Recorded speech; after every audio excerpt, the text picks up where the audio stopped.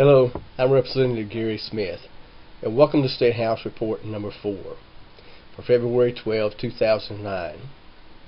The House Republicans listed growing South Carolina's economy as a top priority for this legislative year. Yes, we know that this is a broad topic, but it is necessarily broad because there are so many things that we can take action on. This week's actions were a case in point. Democrats fought us tooth and nail to stop a resolution asking our congressmen to oppose the Employee Free Choice Act, an act which should be better known as the Union Coercion Act.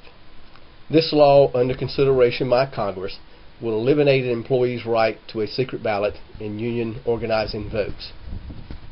My fellow Golden Strip Republican Eric Bedingfield wrote the resolution in a state constitutional amendment guaranteeing a secret ballot. The resolution passed the House on Thursday. The constitutional amendment was approved by my judicial subcommittee also on Thursday. While defending the bill on the House floor, Representative Bedingfield said since June 2000 there have been 62 union votes in South Carolina. The unions won 55% of them. Most of the unions in South Carolina represent government or quasi-government employees according to statistics.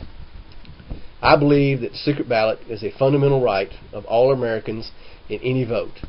In this case, it protects an employee's right to vote his conscience rather than being intimidated by union bosses or company representatives. It tells business that we respect fundamental rights, that we are business friendly. The Speaker of the House and myself and several others filed legislation enhancing our tort reform laws this week.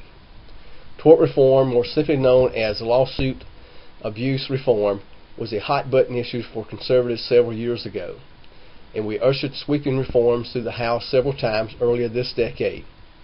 Now, as with most new laws, we have found that further changes are needed.